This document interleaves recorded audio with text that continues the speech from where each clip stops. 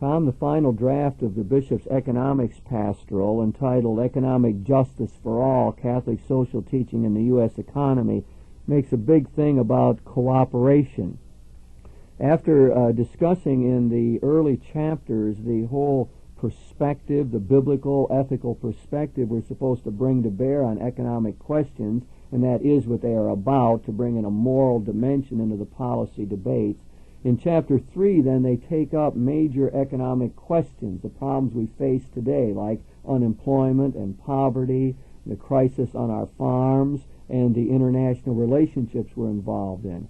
And then, in a departure from the earlier drafts of the document, in this final draft, they have created a fourth chapter, and that fourth chapter is entitled A New American Experiment, Partnership for the Public Good.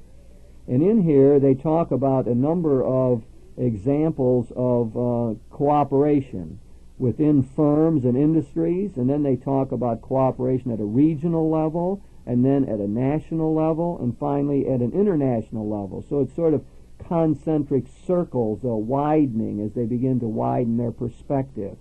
And so what I want to look at now is the second mode of cooperation they talk about, that is local and regional cooperation. They have in mind here the way various actors, as that's the term they use for the different economic agents, like corporations and labor unions and the consumers. These are the different agents that make up our economy, and they're suggesting that we need to cooperate at that level as well. So that's the area, Tom, I'd like to hone in on here as we begin to discuss this cooperative motif as found in the Bishop's Economics Pastoral. Do you want to begin to address that? Well, the understanding is that at a regional level, you take a hunk of space like a city of Toledo or a state of Ohio or a whole Great Lakes region. The economy has a kind of political and, economic market infrastructure that consists of individual firms. You can see firms related to one another within a chamber of commerce kind of arrangement. You obviously see the labor movement, the individual locals, the labor organization itself. And then, of course, there are a variety of third sector kinds of institutions, the community groups of various sorts with various agenda that are on their minds, and they're all concerned with the economic welfare of the community. What we've seen in the past is a degree of adversarial relationship among them.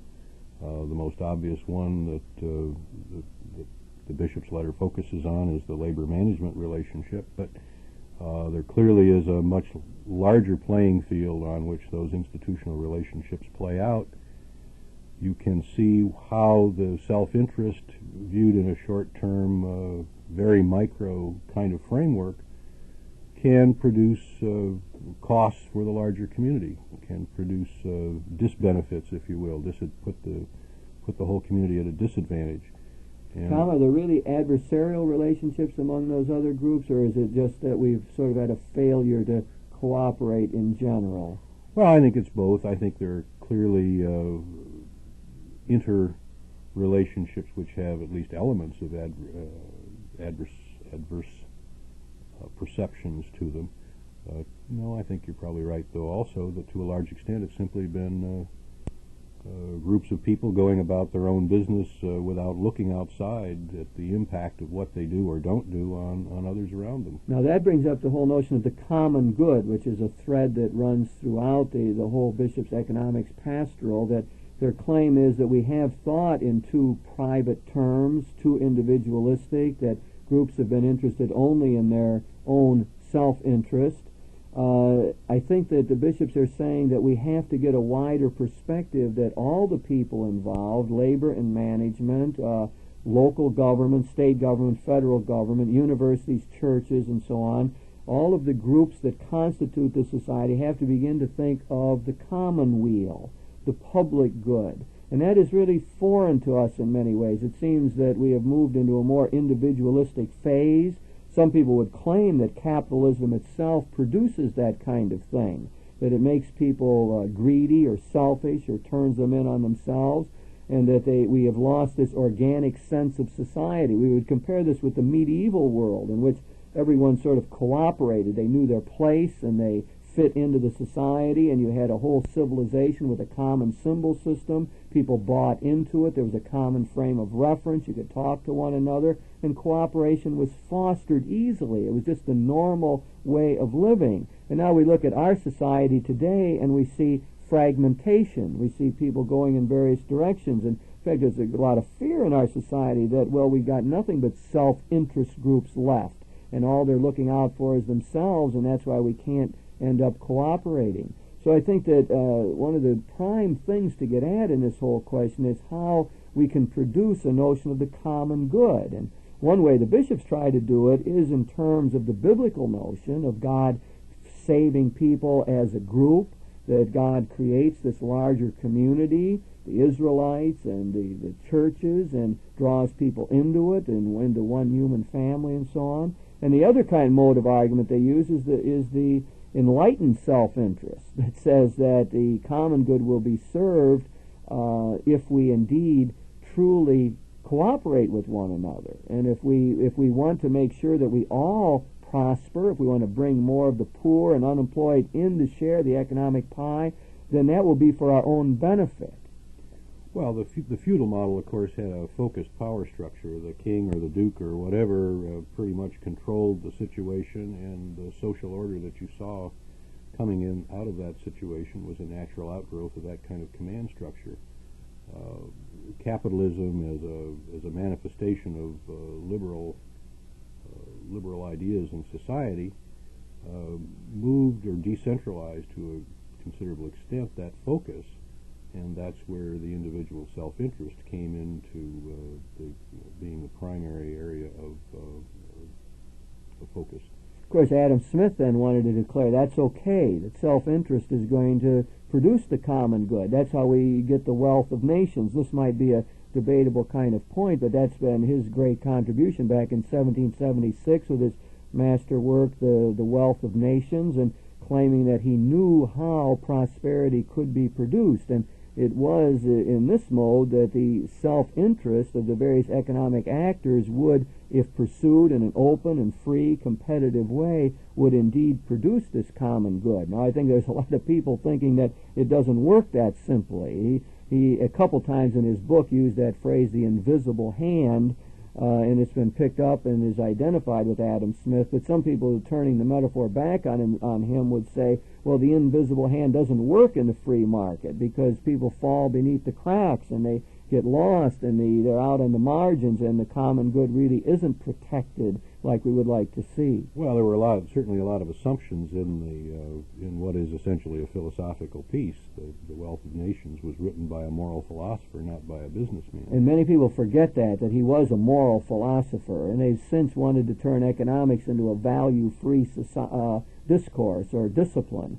And I think it is good to remember that he was a moral philosopher and brought in the ethical dimension. I think something that the bishops, of course, want to bring back into the discussion through their pastoral letter. Well, there's no question that at least in the main, that individuals as well as the societies themselves are a good deal better off, at least in material terms, under this kind of liberal model that we've been working with, at least in our country, from the very beginnings. And that as it seems to work its way into other countries, you also get improvements in productivity, you get improvements in new product development, quality of life, generally speaking. The problem, of course, is if you pursue any such vision to its natural end, you wind up with this atomistic kind of society that the bishops are clearly concerned about today. And by that word you mean a sort of individualism. Highly individualized system in which the interdependencies are totally lost on there's no way of dealing with these interdependencies. So we talk about these days of do-your-own-thing approach to life. Exactly. Don't worry about other people. Exactly, and of course, if you and I were sitting here with a one pizza on the table and I grabbed all of it and you didn't get any of it, that's our pursuit of our own interest. If we are equally able to grab that pizza, I suppose we would both come out about right, but if one of us is stronger than the other, then one of us goes hungry. And the bishops are clearly calling for is let's talk about this before we go for the pizza and see if there isn't a mutually agreeable way in which we can divvy up the pie, or perhaps even make the pie a little bit bigger. And that is the sense of that laissez-faire capitalism or unbridled capitalism that the Catholic social teaching has so condemned over the years. The thought is that it produces this kind of situation where the powerful grab up the wealth and have a disproportionate amount of the income, and the poor are left at the bottom without even subsistence wages, and are often hungry and feeling very powerless in their situation. Yeah, and one of the dangers of this, let me push it beyond, because even that more powerful, less powerful model is essentially a two-person model. Let's understand that we're all part of a larger community, and that to the extent that we see the relationship only as limited to my interest versus your interest, we're forgetting about hundreds and thousands of other interests out there that are affected by how we work out our problem, and that the more communitarian model takes those things into account. Obviously, public policy, the concern with the commonweal or the public good at a philosophical level recognizes lots and lots of third parties as well as the welfare of the first and second parties, and tries to, and what the bishops are clearly calling for is an institutional revision or reform that would build those interests into the way economic allocation decisions are made and other kinds of decisions as well. Tom, this document is often called a sort of statist, or people think of the bishops calling for a form of socialism. Some people have even called it that way, a warmed-over socialism, or putting too much emphasis on the governmental intervention into the whole economic process. And I think this section of the document we're talking about, which is headed Local and Regional Cooperation, brings out some ideas that show the bishops have a much different project in mind, because they bring up in this section the principle of subsidiarity that was first enunciated by Pope Pius XI in his famous encyclical called Quadragesimo Anno, which means 40 years after the first great encyclical on social questions issued by Leo XIII in 1891 with the Latin name Rerum Novarum. But apart from those ideas, the principle of subsidiarity has been an important element in Catholic social thought. And what it suggests is that anything that can be done at the lower level ought to be done there. Or put negatively, that government, centralized government, should not intervene unless it is necessary to promote the common good. Or put in a still more positive way, I think it suggests that each economic actor in the overall economy should perform its proper function. There should be an organic and holistic approach to the way the economy functions. Now, all of that principle of subsidiarity would suggest that these local organizations at the regional level are extremely important. The bishops want to put a lot of emphasis on them in terms of getting new jobs and overcoming poverty and so on. So we're talking about institutions like the family or the neighborhood. They mention these church congregations, community organizations, civic and business associations, public interest and advocacy groups, community development corporations. So they have in mind these, what we often call these days, mediating structures, or these smaller organizations that stand between the individual and the federal government. And so the bishops are not saying that the federal government is supposed to solve all of our problems. They want us to look at the local, regional level and say, what resources do we have here? What organizations? How can a family help? The church help? The university help? City government help to overcome unemployment, to overcome poverty, and to help people to participate more fully in the whole life of the economy. So I like to point out this section of the document as being very important and a real answer to those who claim it is statism or leaning leftward or is really a socialistic document. It really isn't. It's a reformist document that's trying to get our capitalistic system to work a little bit better. Well, it's very much a federalist view of things, and you don't even have to talk about government at the local versus the national level, but clearly the independent associations that people form around themselves. The point I think that I saw best in an article some years ago dealing with this question was simply the recognition that the character of institutions make them better to perform certain kinds of roles. Business firms, as it's often been said in recent years, business firms do a much better job of responding to market demand and doing it quickly, becoming much more flexible. And that's the argument about a capitalist society versus a command economy, where at some, in our case, Washington level, somebody has the vision to figure out exactly what ought to be produced and what shouldn't be produced and how it ought to be produced and how many of them ought to be produced. The failure of, at least the economic failure of the Soviet system has largely been that kind of bureaucratic arrangement really isn't very efficient, isn't very focused, and certainly isn't very flexible. If we take the various kinds of organizations that you've mentioned, you can see where, for example, something that I know well, universities have certain kinds of talents to contribute to the overall social welfare. We wouldn't expect universities to be the primary producers of goods and services. That's a job for business organizations. Community organizations are better equipped to look at environmental concerns, to look at problems of individuals within their community, and try to come up with creative ways to respond to them. The problems that they confront are different from place to place, and the value of the subsidiary model clearly is to recognize and respond to those differences rather than to come up with some sort of standardized remedy for problems that in fact are quite different from place to place and situation to situation. Tom, I noticed that the bishops in this section devote a paragraph to the question of unemployment. They say that this is a case where we really could get greater cooperation, and they begin to look at the local level, and they say what happens in many places is that we have these blighted zones. We have these areas of the cities where things seem to be unsafe, where there's a lack of financial resources, where the infrastructure, as we call it these days, has deteriorated, the roads or the communication systems or the health services in that. There's often a higher crime rate and so on. And so the bishops are saying, now, well, what are we going to do about this?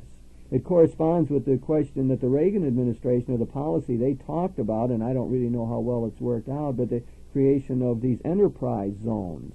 The idea was to figure out how to get industry to invest in areas where poverty is rampant so that we could create employment there where people really are, and thus sort of revitalize our economy. Well, what the bishops are suggesting is that we really need this regional, local cooperation to solve this problem. It's, as you were saying, that the local officials, city government, would understand the problems in a given city better than people in Washington would. We ought to know more in our community here about what the causes of poverty are and where industries could be located and so on. Now, I don't know if much is really being accomplished along this line. I don't know if we've made progress. I guess one of the ways we do it is through tax abatements for large industries, so that we would, through the tax structures, would make investment in these blighted areas to be more profitable and more attractive to these corporations. It sounds good on paper. I mean,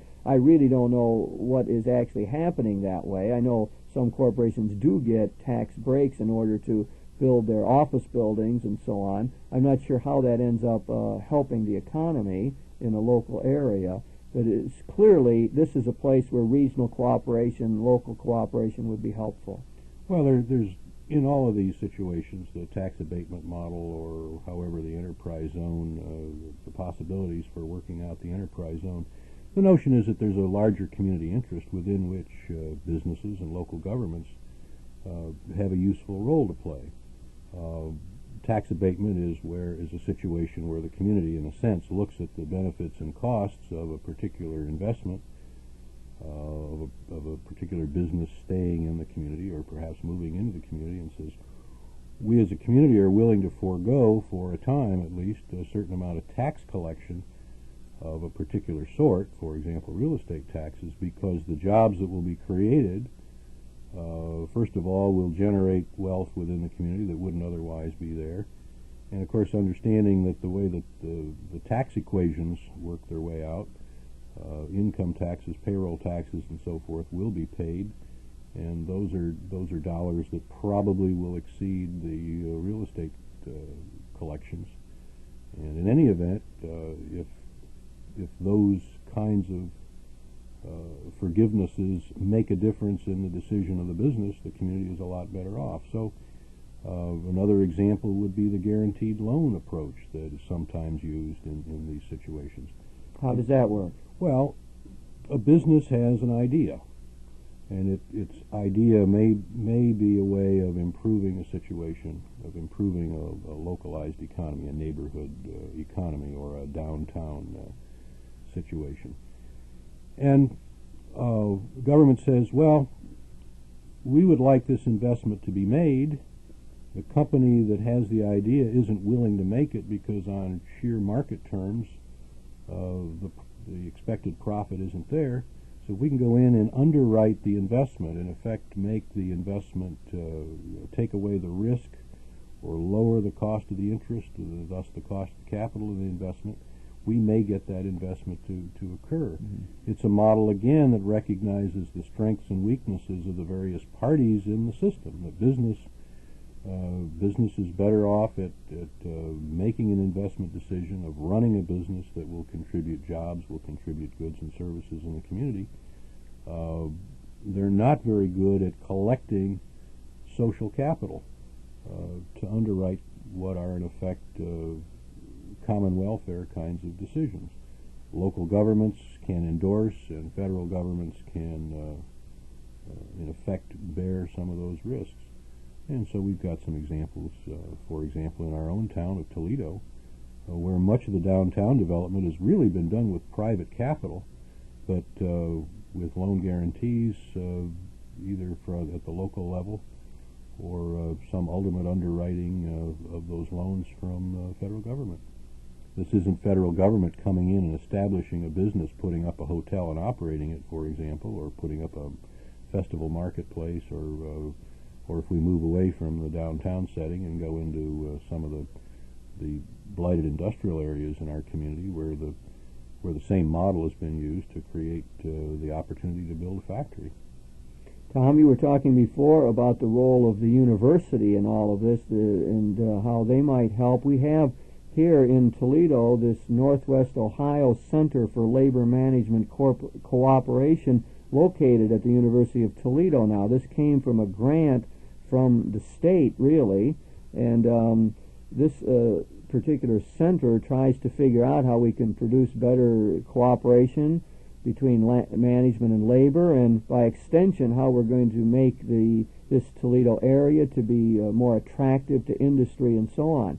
It would seem to me to be an example of the way the university, one of these mediating structures, as smaller groups can fit into the whole equation, so that evidently the people, this is headed by Dr. Stephen Spurn, and the idea is to do research, to find out what's happening with corporations, to what's working well, what isn't working, so as to improve the economic climate of our area. It seems to me to be an example of this local and regional cooperation that we're talking about. At least it could, put it this way, it could be a catalyst for it. It could be a center point from which ideas were generated, and we could draw people together to overcome the unemployment problems and so on. Well, the research and, generally speaking, brain power of a university is in a position to collect experiences from across the country and really across international boundaries as to where labor management cooperation has worked and hasn't worked, and why it hasn't worked, if it hasn't worked, and get some understanding of what are the strengths and weaknesses of various kinds of models. Bring those to the attention of local people who are actually working it out. At the same time, you've got an opportunity to provide, call it a neutral forum within which the interests of the labor unions and labor in general and managers and companies in general can perhaps be dealt with in a frank way, in which some mediation can occur and so forth. And I think, generally speaking, if you want to pick on the university as a good example, we can't make jobs, but we can certainly provide the information gathering and dissemination activity that informs people who do make those kinds of decisions. And I think this particular center is but one example.